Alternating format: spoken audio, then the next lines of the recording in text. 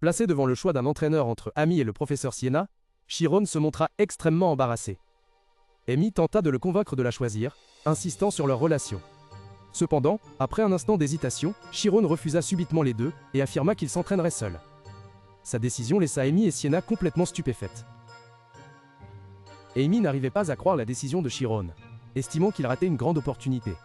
Elle a insisté sur le fait que l'auto-apprentissage était impossible, car les autres élèves avaient tous des tuteurs, et lui était hostile. Chiron a calmement expliqué qu'il ne voulait pas être un fardeau, puis a habilement souligné qu'Amy elle-même visait également des objectifs plus élevés, tout comme lui. Les paroles de Chiron ont laissé Amy perplexe et incapable de répliquer. Chiron s'est ensuite tourné vers Sienna, lui demandant de faire confiance à sa décision. Il a promis de faire de son mieux pour ne pas avoir de regrets. Après un moment de réflexion, Sienna a souri et a accepté de respecter les souhaits de son élève. Elle a dit qu'elle partirait, mais resterait disponible si quelqu'un avait besoin d'aide. Avant de partir, Sienna a pour assaut des montants en fiant de Ricala, sévèrement averti Amy de ne pas s'introduire dans le dortoir des garçons, ce qui l'a fait sursauter et acquiescer. Lorsque Sienna est partie, Amy a poussé un soupir de soulagement et s'est effondrée, terrifiée. Dans une atmosphère gênante, Amy dit au revoir à la hâte. Cependant, avant de partir, elle se retourna et interrogea Chiron sur la raison pour laquelle il l'évitait. Elle pensait qu'il aurait dû lui dire à propos du harcèlement, se demandant également si était à cause de son amour-propre blessé ou non. Chiron a nié, expliquant qu'il ne voulait pas créer de distance entre eux. La réponse de Chiron laissa Amy très confuse, et la fit tousser sans arrêt. Chiron a alors avoué qu'Amy était son objectif d'effort. Amy semblait déçue, pensant qu'il la considérait uniquement comme un objectif à dépasser. Chiron a continué d'expliquer que dès qu'il était arrivé à l'école, il avait vu son nom en haut du classement. Après la confession de Chiron, Amy restait confuse et quelque peu en colère. Elle le questionna sur le fait qu'il l'appelait amicalement Senpai, tout en la considérant secrètement comme une cible à dépasser. Elle exigea qu'il cesse de l'appeler Senpai, s'il voulait réellement la surpasser. À la place, Amy défia Chiron de rivaliser ouvertement et loyalement. Elle déclara que s'il ne parvenait pas à la rattraper rapidement, il devrait l'appeler Senpai pour le reste de sa vie. Face au défi, Chiron ne broncha pas et affirma avec confiance qu'il la rattraperait bientôt. Amy se moqua en disant que Chiron devrait faire de son mieux, puis elle sauta soudainement par la fenêtre, déclarant que, à ce moment-là, elle serait diplômée depuis longtemps.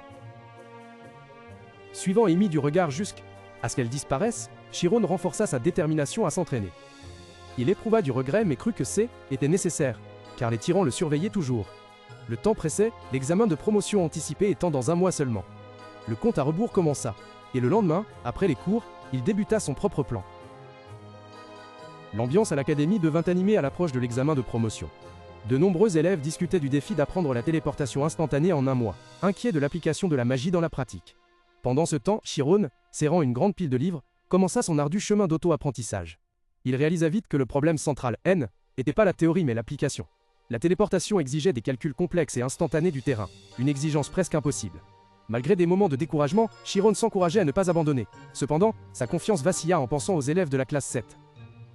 Ils avaient été formés à la magie depuis l'enfance et avaient des tuteurs privés, un avantage trop grand, comparé à un débutant comme lui. Alors qu'il s'interrogeait sur la manière de rattraper les autres apprentis, Chiron se remémora soudain sa conversation avec le directeur Alpéas et sembla avoir trouvé la réponse. Au même moment, ailleurs, Marc s'entraînait à la magie. Un serviteur, émerveillé, le félicita d'avoir réussi à lancer parfaitement un sort de téléportation, et loua le talent de Marc, digne de son titre de fils du conseiller, en compétence de la guilde des mages. Marc accepta ce compliment avec assurance. Après l'entraînement, Marc se complaisait d'avoir un entraîneur personnel de niveau 9, l'aidant à faire des progrès remarquables. Le domestique de Marc lui conseilla de étudier que le nécessaire pour l'examen de téléportation. Ensuite, Marc s'enquit de Chiron, et se montra sceptique en apprenant qu'il étudiait que par les livres. Pensant à une mise en scène, Marc ordonna à son domestique de continuer à le surveiller étroitement.